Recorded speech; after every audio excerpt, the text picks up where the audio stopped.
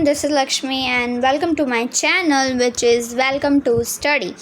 तो आज के इस वीडियो में हम लोग जानने वाले हैं कुछ इम्पॉर्टेंट टॉपिक जो कुछ लोग फर्स्ट सेमेस्टर वालों को चाहिए। ठीक है, हम लोग अभी अकाउंटिंग का भी बच्चों की छुट्टियां चल रही है तो अभी कोई पढ़ नहीं रहा होगा, कोई ध्यान नहीं दे रहा होगा, तो उनको हम बाद में करेंगे। पहले जिनका फर्स्ट सेमेस्टर है, ठीक है, तो उसका हम लोग बिज़नेस इकोनॉमिक कर रहे हैं। हम लोग कुछ क्वेश्चंस है जो मैं करवा रही हूँ, ठीक है। तो हम आज स्टार्ट कर रहे हैं what is demand in the economic. लेकिन अपना जो मेन टॉपिक है वो एक्चुअल में है कि what is economic supply and demand graph explain. ठीक है, ये क्वेश्चन है एक, उसको हम लोग इस वीडियो में जानेंगे। ठीक है, उससे पहले हमें सप्लाई और डिमांड के बारे में जानना होगा, तभी हमें समझ आएगा सप्लाई और डिमांड का कर्व। ठीक है, ग्राफ उसका समझ आएगा, तभी वो आप अच्छे से जान पाओगे। ठीक है, तो पहले हम स्टार्ट करते हैं डिमांड का मीनिंग के साथ। ठीक है, what is demand in economic. Economic का डिमांड क्या है इकोनॉमिक के अंदर, तो हम लोग देखते हैं, स्टार्ट करते हैं अपना। So, in economic, demand refers to the willingness and ability of a consumer to buy goods and services at a specific price। तो डिमांड क्या होता है, पहला पॉइंट वाइज लिखना, ग्राफ वाइज मत। पैराग्राफ में ऐसे करोगे तो आपको याद नहीं होगा, इसलिए पॉइंट वाइज करना। पहला पॉइंट क्या बोला गया है कि डिमांड क्या है, एक विलिंगनेस है, एक एबिलिटी है कंज्यूमर की। वो क्या विलिंगनेस और एबिलिटी क्या है, मतलब उनकी क्षमता है, उनके पास विलिंगनेस है, कैपेसिटी है, एबिलिटी है कि वो गुड्स और सर्विसेज को ख़रीद सकते हैं जो भी स्पेसिफिक प्राइस होगी उसमें। ठीक है, तो डिमांड का मतलब होता है डिमांड, कंज्यूमर जो डिमांड करते हैं मार्केट के अंदर कि हमें ये चाहिए, उनके पास परचेसिंग पावर होती है, उनके पास इनकम होती है, पैसे होते हैं उनके पास, और वो डिमांड करते हैं कि मुझे ये प्रोडक्ट चाहिए, मुझे वो प्रोडक्ट चाहिए। कभी कभी वो मार्केट में नहीं होता तो वो ऑर्डर करवाते हैं, मंगवाते हैं, तो उसको डिमांड बोलते हैं। जो कंज्यूमर डिमांड करता है किसी चीज़, किसी प्रोडक्ट के लिए। ठीक है, तो डिमांड का मतलब होता है कि विलिंगनेस और एबिलिटी किसका, कंज्यूमर का, ताकि वो परचेस कर सके गुड्स और सर्विसेज को जो भी प्राइस हो, स्पेसिफिक प्राइस दिया गया हो उसमें। पहला पॉइंट हुआ। Economist use the term of demand to indicate that consumer need particular goods or services and are willing to buy them at the price they are at the time of a demand।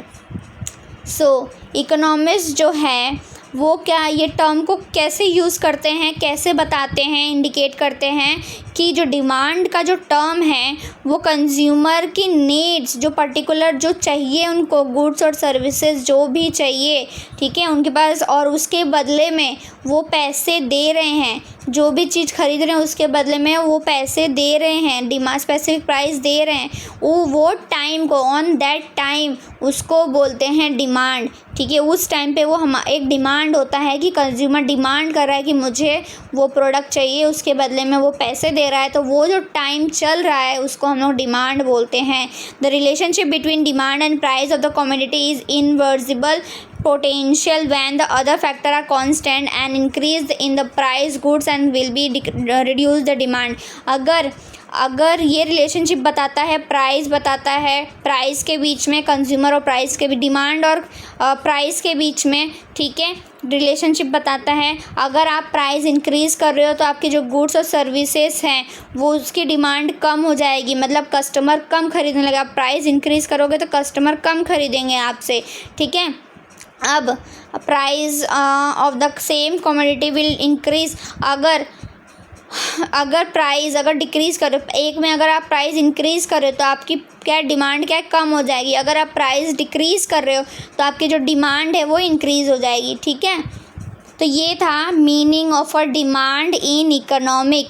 तो demand का मतलब समझ आ गया क्या होता है demand वो है जो पर्सन के पास एबिलिटी और विलिंगनेस होती है कि वो कोई चीज़ को ख़रीदे, गुड्स और सर्विस को ख़रीदे अपने स्पेसिफिक जो भी पीरियड और प्राइजेस दिए हैं उस टाइम पे, ठीक है। और जब ये कंडीशन, ये सिचुएशन प्ले हो रही होगी, मतलब हो रही होगी, तो उस टाइम पे हम लोग बोलेंगे टाइम ऑफ डिमांड, ठीक है। और डिमांड जो है किसका बीच में रिलेशनशिप बताता है, डिमांड और प्राइस के रिलेशनशिप में बताता है। अगर आप प्राइस इंक्रीज़ करोगे तो आपकी डिमांड डिक्रीज़ हो जाएगी, मतलब कम हो जाएगी, कम खरीदने लगेंगे। अगर आप प्राइस को डिक्रीज़ करोगे, प्राइस कम करोगे, तो आपकी डिमांड बढ़ जाएगी, तब आपसे ज़्यादा सब लोग खरीदेंगे, ठीक है। तो ये होता है डिमांड, ठीक है, इकोनॉमिक के अंदर। अब कुछ लॉ ऑफ डिमांड पढ़ते हैं। लॉ ऑफ डिमांड क्या होता है, तो स्टेटमेंट ऑफ अ लॉ क्या है, तो मैंने पेन से टिक किया है, हम लोग बस उतना ही समझेंगे, पूरा नहीं समझेंगे, ठीक है। तो the law of demand state functional relationship between the price of the product and it demand.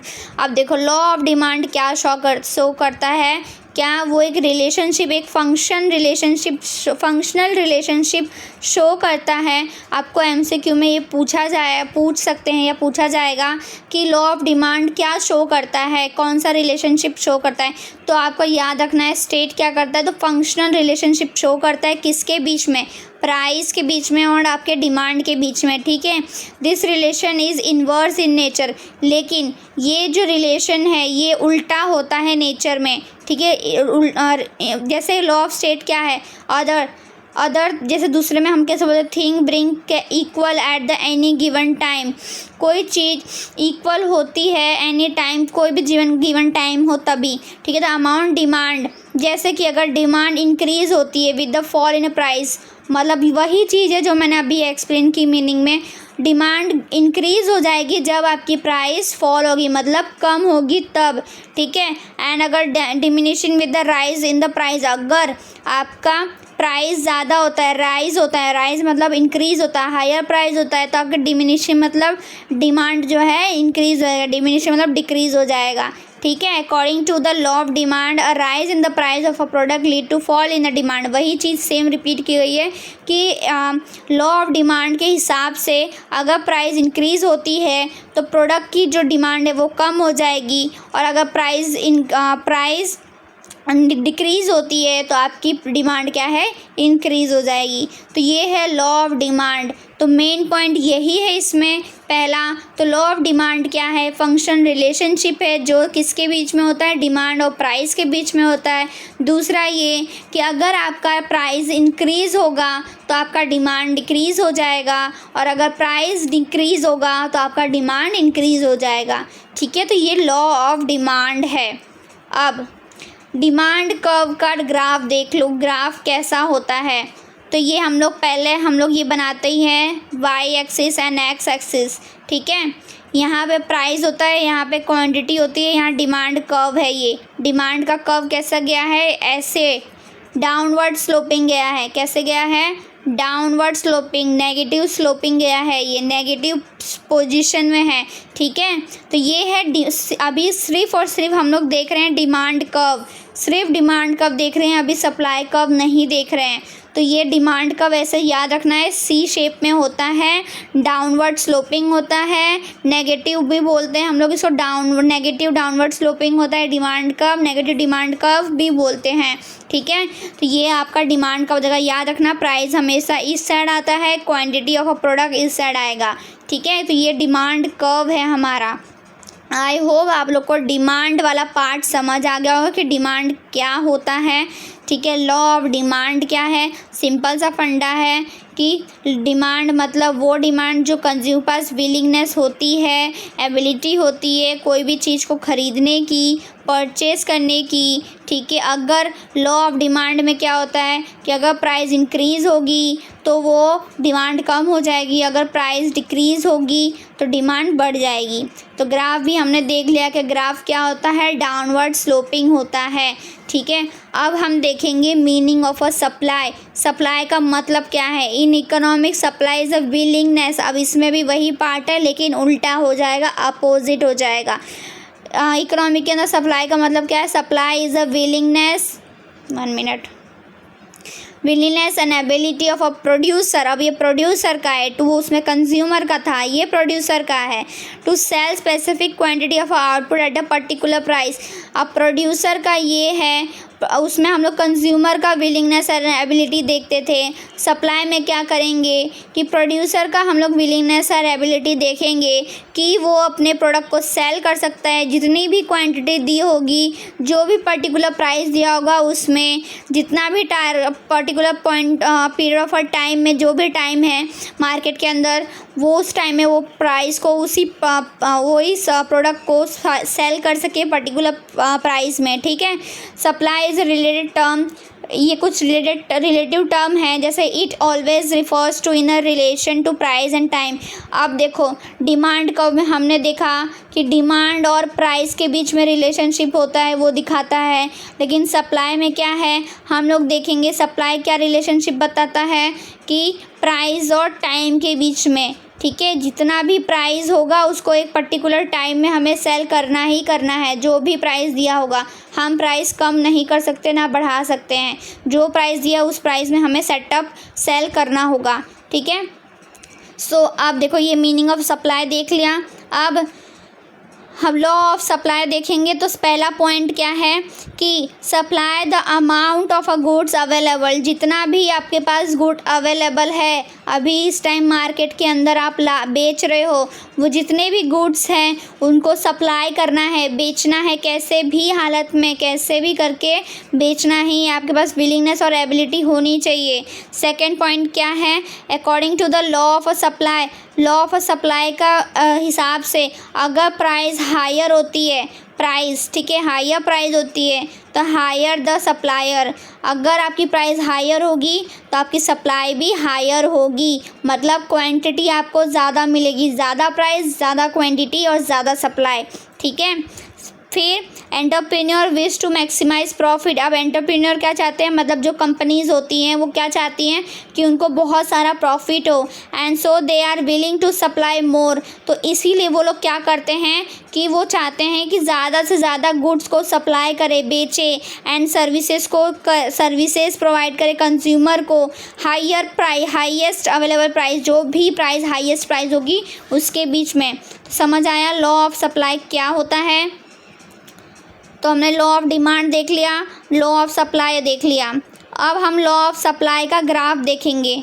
ठीक है, तो जैसे वही प्राइस है, ये किसका ग्राफ है, सप्लाई का ग्राफ है, एक मिनट, सप्लाई का ग्राफ है। ठीक है, हमने देखा था डिमांड का ग्राफ सी ऐसे करके जा रहा था, नेगेटिव में जा रहा था, तो ये डिमांड का ग्राफ हुआ।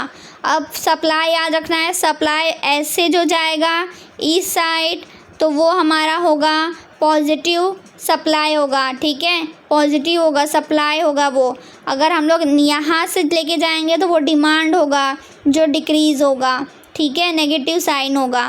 तो ये प्राइस तो यहाँ लिखते ही हैं और यहाँ क्वांटिटी लिखेंगे। ठीक है, यहाँ सप्लाई भी लिखा, प्रोडक्ट यहाँ पे लिखा है ना, प्रोडक्ट मतलब क्वांटिटी लिखी हुई है। ठीक है, तो ये हमारा सप्लाई का, एक बार दिखा देती हूँ अच्छे से, सप्लाई का ग्राफ है। तो याद रखना है कि डिमांड का ग्राफ कैसे होता है और सप्लाई का ग्राफ कैसे होता है। ठीक है, तो आई होप आप लोग को ये सप्लाई वाला और डिमांड वाला मेन जो पॉइंट है, मतलब जो है उसका, वो समझ आ गया होगा। अब हम देखेंगे what is supply and demand curve. ठीक है, क्या होता है सप्लाई और डिमांड कर्व। ठीक है, तो ये देखते हैं। तो अब हमने सप्लाई देख लिया क्या होता है और डिमांड देख लिया क्या होता है। अब हम लोग देखेंगे दोनों का कर्व कैसा होगा। कर्व मतलब ग्राफ, डायग्राम कैसे अभी मैंने दिखाया, दोनों का एक साथ डायग्राम कैसा होगा वो देखेंगे। उससे पहले हमें समझना होगा कि ग्राफ कैसा होता है, क्या होता है। तो a supply and demand curve is a graph that represent the relationship between how much to produce product is available to the market। पहला पॉइंट इतना पहले ट्रांसलेट करो हिंदी में कि सप्लाई और डिमांड कर्व का मतलब क्या है ग्राफ के अंदर, कि वो ग्राफ क्या करता है, रिप्रेजेंट करता है किस रिलेशनशिप बिटवीन, किसके बीच में, कि कितना प्रोडक्ट अवेलेबल है मार्केट में। पहला अवेलेबल मैंने बताया था, मतलब ये सप्लाई है, ठीक है, प्रोडक्ट अवेलेबल है मार्केट के अंदर। And how much the consumer in the market want, how much consumer, देखो सब प्रोडक्ट अवेलेबल मतलब प्रोडक्ट के बारे में बोला जाएगा तो सप्लाई, अगर कंज्यूमर के बारे में बोला जाएगा तो डिमांड, ठीक है। In the market want the product, कितने कंज्यूमर अवेलेबल है मार्केट के अंदर और उनके कितने वांट्स है प्रोडक्ट के, ठीक है। ये समझ आया पहला point. 2 line of a graph illustrate the relationship between price and demand for this 2 factors. आप देखो 2 लाइन आपकी रिप्रेजेंट करती है, ग्राफ में इलस्ट्रेट करती है, रिलेशनशिप बताती है किसके बीच में, प्राइस और डिमांड के बीच में, ठीक है। अब प्राइस और डिमांड है मतलब डिमांड के बारे में बात हो रहा है। फॉर द 2 फैक्टर, 2 फैक्टर के बीच में। To properly understand the what supply and demand curve, अब उसको प्रॉपरली समझने के लिए सप्लाई और डिमांड कर्व का, is show it important to understand some of the following concept. कुछ कॉन्सेप्ट है जो हमें समझने हैं, तो वो कॉन्सेप्ट हम लोग इसमें ग्राफ के थ्रू हम लोग समझेंगे, ठीक है। चलो अब हम लोग देखो फाइनली जो लास्ट पॉइंट है हमारा टॉपिक है, वो हमें समझना क्या है कि ये है हमारा, एक मिनट, ये है हमारा combination of demand and supply का ग्राफ, ठीक है। पहले अभी सिर्फ डिमांड के बारे में सोचो, अभी जो पहला पॉइंट हमने पढ़ा सिर्फ डिमांड के कर्व के बारे में, डिमांड का ग्राफ सोचो, दिमाग में इमेजिन करो कि डिमांड का ग्राफ कैसा होता है। अगर आपको बोला होगा कि what is explain the diagram of a supply and demand curve, तो हमें सबसे पहले कैसे सोचना है कि पहले डिमांड कर्व के बारे में सोचते। डिमांड का ग्राफ कैसा हमने सीखा था, तो डिमांड का ग्राफ कैसा, पहले तो हम लोग तो ये लाइन तो बनाएंगे, ये वाई एक्सिस लिखेंगे, यहाँ एक्स एक्सिस लिखेंगे, ये भूलना मत, बहुत इंपॉर्टेंट होता है। ये प्राइस हम यहाँ लिखते ही हैं, क्वांटिटी हम यहाँ लिखते ही हैं। तो सबसे पहले क्या सोचना है, डिमांड का ग्राफ क्या होता है। डिमांड का ग्राफ क्या होता है, नेगेटिव साइन होती है, नेगेटिव ग्राफ होता है, तो ये डाउनवर्ड स्लोपिंग होगा, ठीक है, ये डाउनवर्ड स्लोपिंग है, ठीक है। तो ये हमारा डिमांड का ग्राफ हुआ। अब हम सोचेंगे डिमांड का ग्राफ तो बन गया, अब सप्लाई का ग्राफ कैसे जाता है, ऊपर साइड से जाता है, अपवर्ड स्लोपिंग जाता है, तो ये ऊपर से जाएगा सप्लाई का कर्व, ठीक है। तो ये हमारा बन गया। अगर पूछा जाएगा एंड एक्सप्लेन इट्स इक्विलिब्रियम, अब इक्विलिब्रियम क्या होता है, इक्विलिब्रियम मतलब कि जो इंटरसेक्ट जो पॉइंट होता है ना, ये देखो दोनों टकराए हैं ना, उसको हम लोग इक्विलिब्रियम बोलते हैं। मतलब जब डिमांड एक मिनट अच्छे से रब करके बताती हूँ, जब डिमांड और सप्लाई दोनों, मतलब ये सप्लाई ये डिमांड जब कट होंगे, जो पॉइंट सेट होगा, ठीक है, पर्टिकुलर पॉइंट, उसको हम लोग इक्विलिब्रियम बोलेंगे। मतलब उस पॉइंट पे हम लोग को प्राइस डिसाइड करनी होगी, ठीक है, कि एक्चुअल प्राइस हम क्या रखेंगे, ठीक है। तो ये है हमारा पूरा ग्राफ। तो मैंने जैसे बताया था कि पहला हम लोग क्वेश्चन, जो मेन क्वेश्चन है वो क्या है, पहला तो what is economic supply and demand graph explain, ये मेन क्वेश्चन था। तो हम लोग ने ये डिस्कस कर लिया, तो हमने पहले अलग अलग सेपरेट एक्सप्लेन किया, हमने समझा, अब फिर दोनों को मिला के हमने समझा, ठीक है। तो आपको समझ आ गया कि एक्चुअल में क्या है डिमांड कर्व, सब ग्राफ क्या है सप्लाई और डिमांड का, ठीक है। आई होप आप लोग को ये वीडियो अच्छी लगी हो और समझ आया हो। तो प्लीज़ लाइक करना, शेयर करना, प्लीज़ कोई भी डाउट हो तो मुझे कमेंट सेक्शन में बता देना, ठीक है। तो thank you so much for watching my video.